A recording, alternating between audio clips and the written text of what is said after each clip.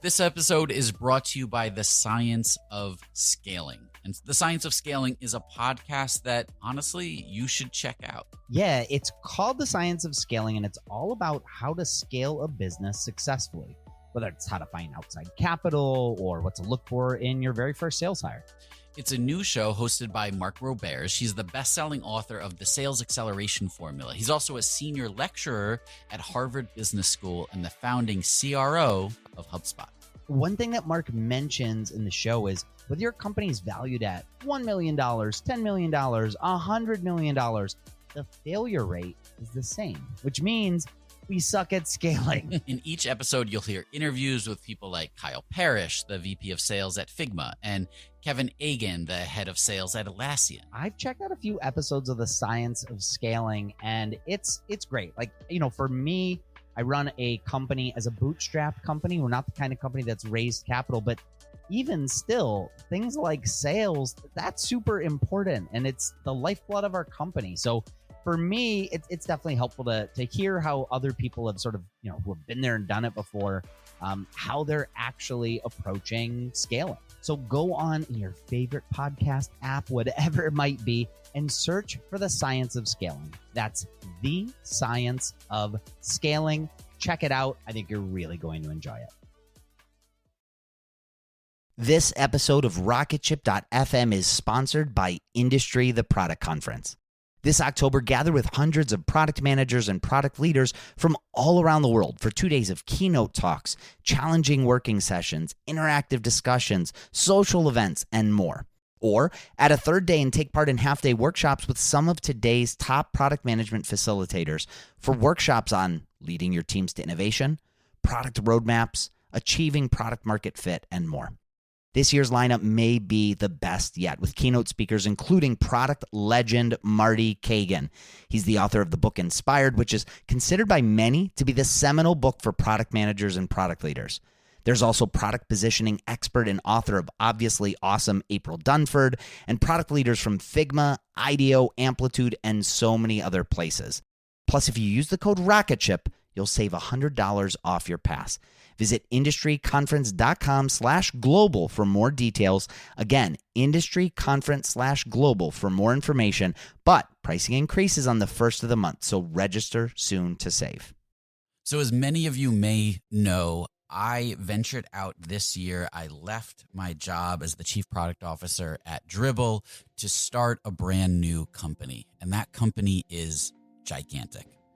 No, really, that's the name. We're actually very small today, but we are the training institute of the future. And my goal is to help you master the new influential disciplines that are driving results within organizations. And we're starting with some absolutely incredible courses like product leadership taught by Ben Foster, the former CPO at Whoop, deconstructing leadership with Allison Go, formerly of Meta and Amazon. We have revolutionizing marketing with AI, which is taught by Marie Osipova, who is the chief marketing officer at Penny.ai, and an upcoming product management course, which is taught by my co-host, Mike Belcito, along with Anna Marie Clifton of Coinbase and Asana, and Victoria Kennedy, who worked at Axios and Huge, and is now running her own venture capital studio. It's not just video courses. We're combining video lectures with take-home assignments and exercises, and then small group mentorship to really help make this information indelible for you and to help level you up, and all at a cost that most companies' learning and development budget covers. So if you're interested, go to gigantic.is, that's gigantic.is, sign up for a course, and you can actually schedule a call with me, and I'll walk you through everything that you need to know. And if you enroll and let me know that you heard about this on Rocketship, I've got a special discount for you. So go to gigantic.is, sign up today, and start your journey upskilling your product, leadership, and marketing skills. I can't wait to see you there.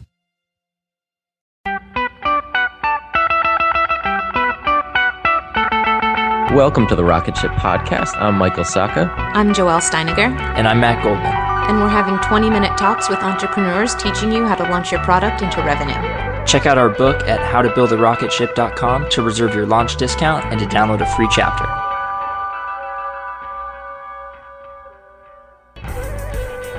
Today we talked with Gregory Ciotti, the man behind Help Scout's inbound marketing. He breaks down his process for producing his unique research-backed content, and he also talks about the recent decision to pull down the email wall to all their guides and let them live out in the open. So welcome to the Rocketship podcast. We're here with Gregory Ciotti. He is the inbound marketer at Help Scout. Greg, welcome to the program. Great to be here. So tell us a little bit about getting started with Help Scout and what those early days for you look like, and maybe even what your day-to-day looked like. Absolutely. So in the beginning, I was actually a contract worker for Help Scout, a freelance. I'm sure everybody has gone through those days, and it was kind of interesting because I was happy with the situation, but I kind of had my eye on trying to find someone that I could really do full-time content for. Part of it was finding a challenge, finding a space I thought I could do really well in. And I wanted it to be B2B just because that's kind of like where a lot of my experience comes from. So in regards to Help Scout, I got forwarded to them by Leo from Buffer. They were looking for somebody, and I would say I was freelancing for like maybe 2 months. And, within 2 months of working with the team, the culture was a fit. The product was something that I have a lot of experience just using Zendesk, and I'm not going to sit here and slight Zendesk, but as a customer for a lot of companies who use Zendesk, I was just like, oh man, there needs to be something better. And I just love what they were building. So that's kind of the backstory. I just thought, I thought we could do a lot in the customer service space. And so far, I think the most recent information I have in terms of the effects that I've had for the company is 84% of all inbound traffic is now through some piece of content, which I think is kind of amazing considering we're doing 2,000 or 250,000 uniques a month. It's kind of crazy that information has been such a big role in kind of helping with growth. Yeah, well, you're kind of known for these research-backed articles. Were you always writing kind of long-form content, or was there an evolution to get to here? I mean, I would say I caught on pretty quickly that I felt, back in the kind of the blogging days of 2005, everybody would say write short pieces, but that was when there wasn't a lot of people doing it. I mean, nowadays, if you're going to write something, it kind of has to either say something really strongly, something totally kind of fresh, or it has to be comprehensive. That's pretty much the only two ways I found that kind of really break through kind of the clutter that is content marketing or whatever you'd like to call it today. So, I mean, for us with the whole research side, I guess I've always kind of looked at it as like the M. Night Shyamalan technique is what we kind of call it internally. It's like you need to have that unique twist, or otherwise people won't remember what you're doing. Poor M. Night, he kind of ruined his career by trying to up the unique twist with every movie, right?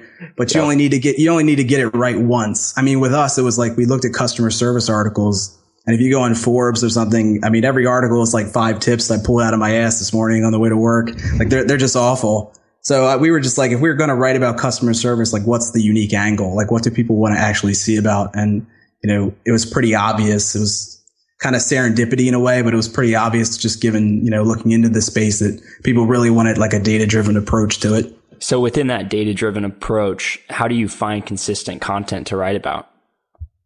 I mean, you do have to kind of rely on serendipity a little bit, but I mean, starting with great sources is one of the best ways.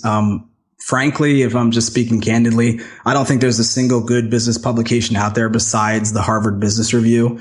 It's the only thing that I pay for, in terms of a subscription to something. And just kind of having a really organized Feedly nowadays. Back in the day, it would have been a Google Reader or something like that. But just really keeping an eye out for people in the space that, they put out good stuff, especially original research. Because you can take original research from I guess some of my favorite sources are a couple, psychology journals and Gallup and Forrester and people that do, kind of original, looks into, customer experience and stuff like that. And just having them kind of having a nice stream of incoming stuff that you can kind of play off of each other. Cause you might find a piece of data that's you can't really do anything with that single piece, but it might be perfect for an upcoming article as a supplement or a nice little excerpt. You know what I mean? Yeah. So most of the writing that we do isn't research backed. It's more story form or talking through something that we experienced with, building out the product or marketing it. So take me through that process. It sounds like you always have your ears open some of it serendipitous and you're watching these sources, but when you decide on a topic to write about, what's that process look like? Are you pulling from one source? Are you digging deeper into whatever they were talking about and going to other places online where you find the info? How's that work? So like very rarely will I find across something that I think needs to be written about by itself. Generally speaking, what I do is if I find something good, I have a really complex, delicious system, which unfortunately for, people who have asked me about this, all my 99% of my delicious links are private just because that was a setting that was I just selected it and kind of forgot about it. I kind of wish I would have set it to public because people could see my process of what I save and stuff like that. But basically I have a really kind of, I wouldn't call it complex. It's just a very well organized, delicious kind of bookmarks. And I keep them in, very specific categories. You can't categorize anything as interesting. You're going to really fuck up your kind of bookmarks that way.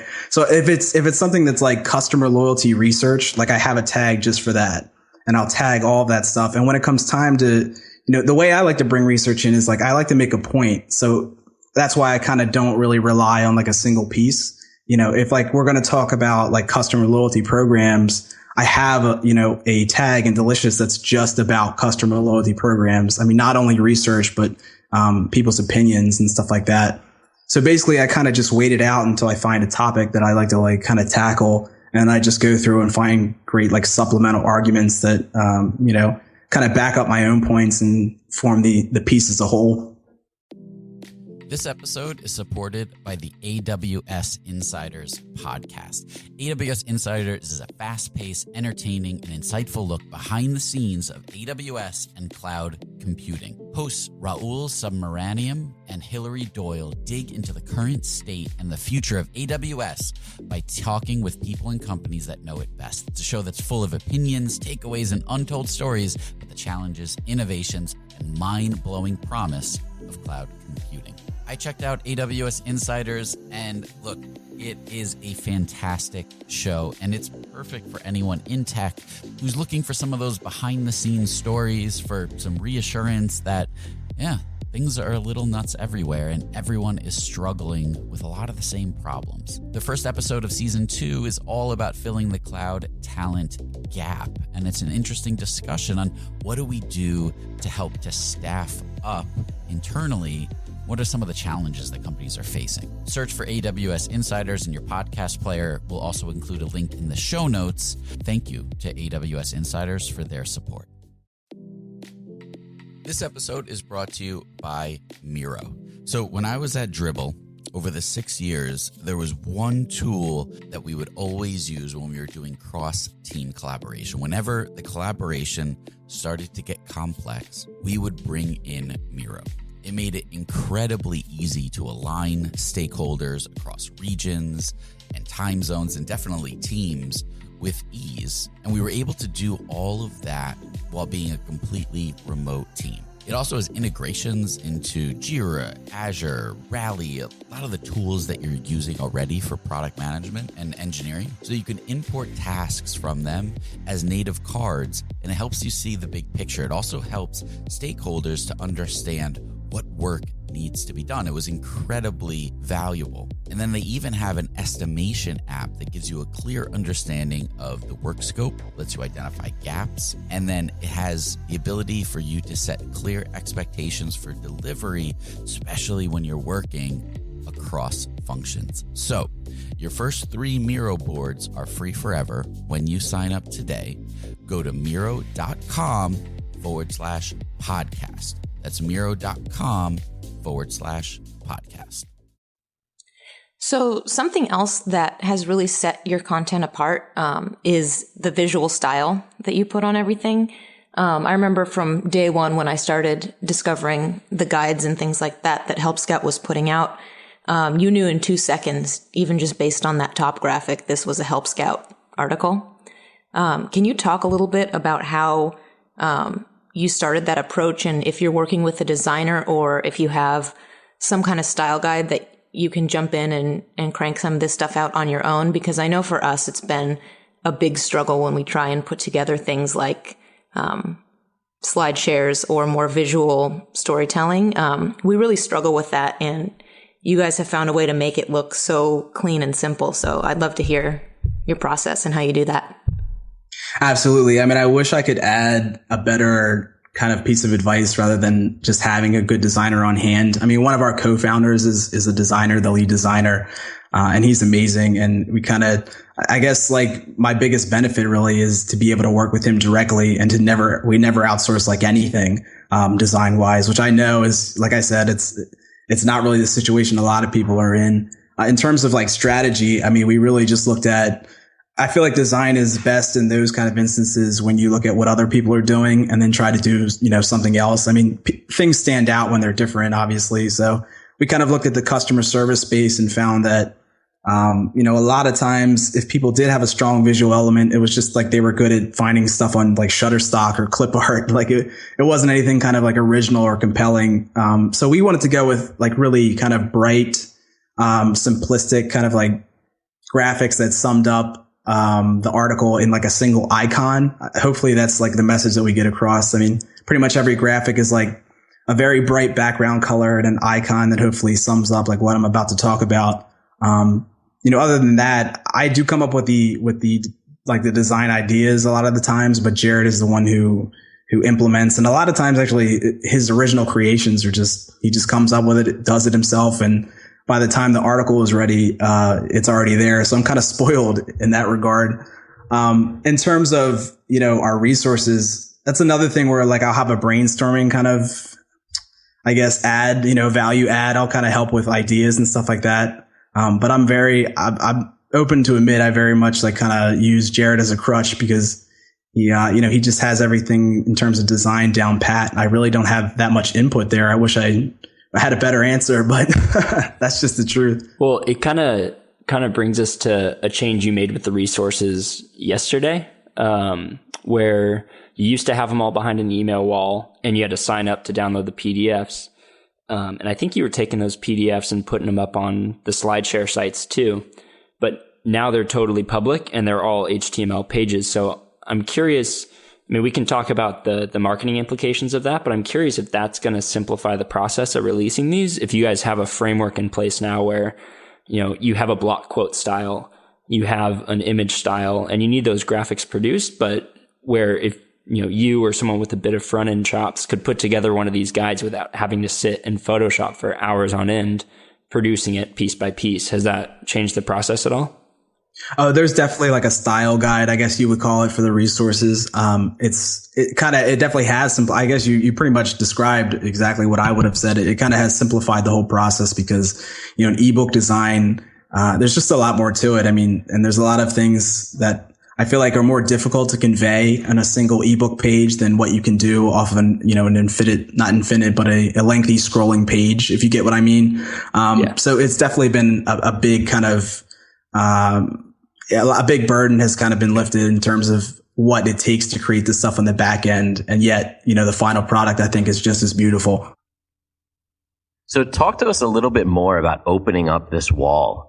What caused that decision internally, and what benefit are you guys seeing from it? So, I feel like there's a couple different stages with blogs. I mean, in the beginning, you really want to get people in the newsletter. That's what it's all about. It's impossible to find traction otherwise. And you have to do a lot of kind of extra promotion for each piece of, each article that you put out if you'd like to get anywhere. That's definitely what I did in the early days. I mean, every new Help Scout article, I kind of had to really work hard on getting it out there. And I was just like, you know what, let's forget this. Let's just try to really focus on getting everybody on the newsletter. And we figured the best way to do that was to have an incentive. And we kind of took like a, I don't know how you would put it, like a treasure box approach. We didn't want like one article or one resource that people would get. We wanted you to be able to get a ton of stuff if you signed up for our newsletter. So gating all of those things kind of made sense at the time. In terms of the transition, we're 40,000 newsletter subscribers right now. And like I was telling Matt earlier, we actually cut out around 6,000 people who hadn't opened up in like 6 months.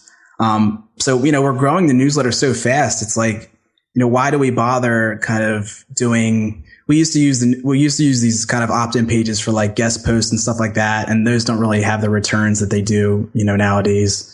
So we're like, why were we hiding this stuff behind the scenes when we could be attracting, more links, a lot more search engine traffic, because nobody links to an opt-in page. If you haven't figured that out, no one ever does.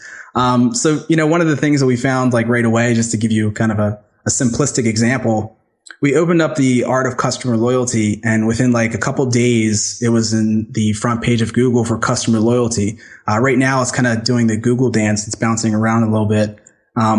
But kind of as a comparison, I had been trying to rank that opt-in page for customer loyalty for like months. And I couldn't, it was just like impossible. Like Google does not like to rank those pages at all.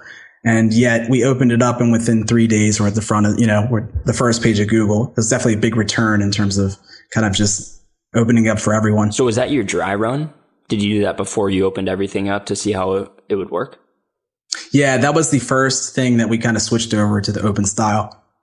And it looks like you guys have also built like I said before, a framework, but not just the style guide. It looks like everything's broken into chapters, and there's a consistent format across everything, which is great because you recognize it as a Help Scout resource when you see it. Did that take a ton of effort to put together? Did you require, pulling devs off of the product to do this stuff? Actually, no. Like I said, Jared kind of, he handled the whole transition himself, basically. He definitely took him off of a lot of like the design work that he does within the product. Although at the time, we just use a different organizational calendar when Jared is kind of really marketing focused, to handle kind of other stuff that, he won't need to be involved in. But yeah, basically he kind of he wanted to he didn't have to really redesign, and the kind of theme of each resource didn't change very much. It just had to have that transition to the online version. So I wish I had a better understanding of his process of like what he does exactly to kind of outline what would be different. But I just know that, it took him about 2 weeks and everything was kind of moved over beautifully. If you were starting again in today's environment, which direction would you go? Would you go for an open resource, or would you go for the newsletter collection? No, if we had to start again, I would not do the open resource. Like I said, it was definitely a strategic move that was kind of made once we thought we were at a certain size. The way things work, like when you have 100 subscribers and you send out, you send out a broadcast to them, you probably gain maybe like 10 more people if the article kind of takes off and people share it. So there's not really a return there. I mean, when you have a big enough return to kind of like focus inward, stuff like appearing off site, a lot of the PR stuff I was doing, all of the guest posting I was doing, the returns just aren't there anymore. It's like you're not seeing the traffic bump that you used to. I mean, I remember back in the day, it's like, we wrote a guest post for Copyblogger, and it's like we got like 400 subscribers in a day and everybody was psyched and blah, blah, blah. And it's like nowadays that's not even really a blip. You know what I mean? It's not really a big deal. So we kind of had to figure out what we could do on site that would scale better. And as it turns out, I mean, search and just general like links and people picking up the resources and linking to them and talking about them was just a much better way to get the brand out there. And it's like, why would I do extra work to come up with totally new resources when we could just transition the great stuff that we had into a more open format? So something that Joel and I have been putting off for a really long time is guest posting. Did we miss the boat on that, or is there still value in doing it? I mean, if you can get on a site where it's more of a rarity, I find that it still works. And on sites that have, excellent audiences, like I would recommend Copyblogger still as like one of the very few sites on the internet where we've had like returns that were worthwhile. When you can do it like that, like I said, either get on someone's site who it's like they never really allow guest posts or they don't allow guest posts very often, people will kind of see you. But when you do guest posts for kind of big sites that, they always have guest authors writing, there's this kind of like, I call it byline blindness, because it's like no one reads the byline anymore. I've written for people and then I go down in the comments and I have people thanking the person who runs the site and not me. It's like you totally know they didn't click through. They didn't look at anything. So yeah, I wouldn't say you totally missed the boat with that stuff, but you just have to be much more selective with your time. I mean, you kind of have to do the whole freelancer, like, this is what I value my time at. And if I'm going to take 4 hours to write an article for someone else, it has to have X returns, or just don't even bother ever again. And for people with lists smaller than 1,000, what would you say is the most valuable thing to be doing? I mean, one of the things that I like is just it's promotion. Like people just don't like to promote the big stuff that they put out, I've noticed, or they do it in a really bad way. I mean, the kind of stereotypical example is the SEO pitch that I'm sure everyone's received dozens of times. Like here's my infographic, like link to it. Honestly, kind of just general networking before you need it has always served us well, because every time something comes out for us, it's like a nice casual email from me mentioning it. Doesn't feel like a sales pitch. I always kind of, I worry about that stuff. And the way to circumvent it is kind of just network before you need it. Networking is like the content marketing secret that no one wants to talk about, I swear. It's when people, like what you're doing and they like you, they're happy to support you and they kind of look out for your stuff.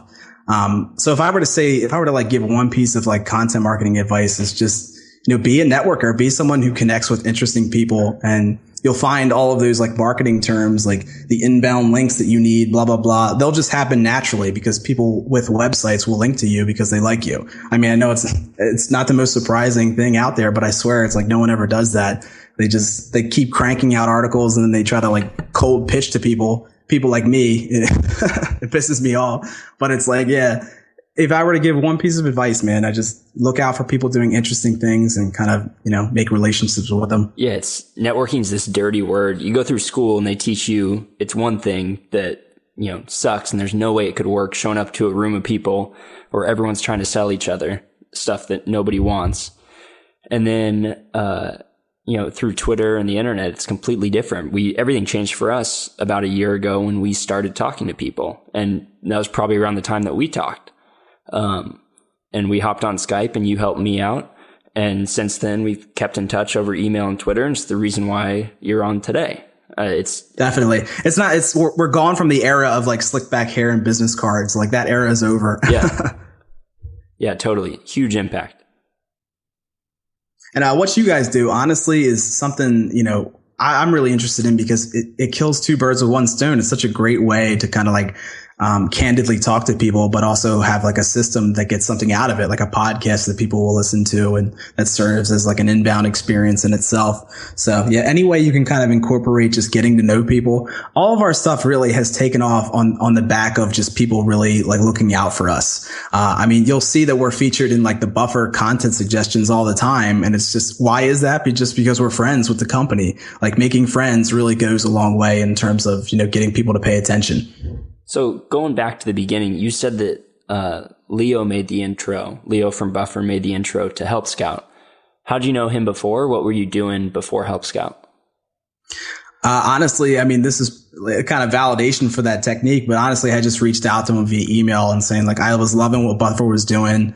In time, in a couple months, I guess, went by, and I actually started writing for them a little bit. Nothing paid, just because I really liked what they were doing. I thought it'd be a great way to kind of get my name out there. These were in the early days though, back when Buffer wasn't getting like 10,000 tweets per article. So it was kind of like the beta stage. But yeah, it was basically just me kind of getting into the space. I wanted to find someone in SaaS that was like doing something interesting.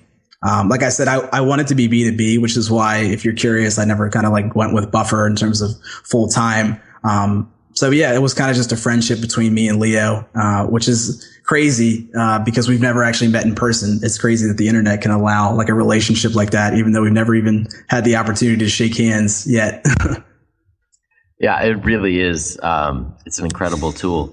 Well, thank you, Greg, for coming on and sharing your insight here. Tell us, where can we keep up with you and Help Scout? Absolutely. So the Help Scout blog is just helpscout.net/blog. My personal site, which will update once every time the planets align, probably once every like 3 months or so. GregoryCiotti.com is where I kind of like, if I have something, important to say about what we're doing behind the scenes at Help Scout, especially with content, that's where I'll write about it. Thank you for joining us. Definitely. It was great talking to you guys. Thanks. Thanks for listening to another episode of the Rocketship podcast. If you haven't yet, pop open iTunes and subscribe to be notified of future episodes. We have some really great ones lined up. And while you're there, leave us a review. We really appreciate each and every one of them.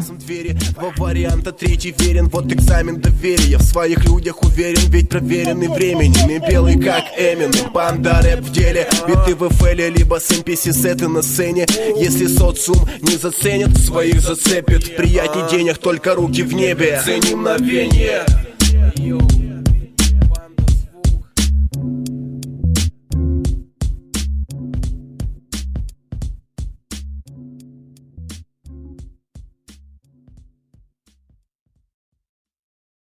Hey, this is Mary Beth Lassiter. Are you craving a new podcast? I've got a recommendation. Check out Gravy, the James Beard award-winning podcast that shares stories of the changing American South, brought to you through the foods we eat. It's produced by the Southern Foodways Alliance and distributed by APT Podcast Studios. Listen to Gravy on your porch during happy hour to hear about the mystery of the missing Pappy Van Winkle bourbon. Don't miss out. Follow Gravy wherever you get your podcasts. Hey guys, welcome to The Collective. I'm Brianne Helfrich, a 26-year-old bioethics PhD student and clothing brand CEO. Welcome to my podcast where we talk all things health and wellness, navigating your 20s, and becoming the best version of yourself. So, sit down, play that episode, and join The Collective.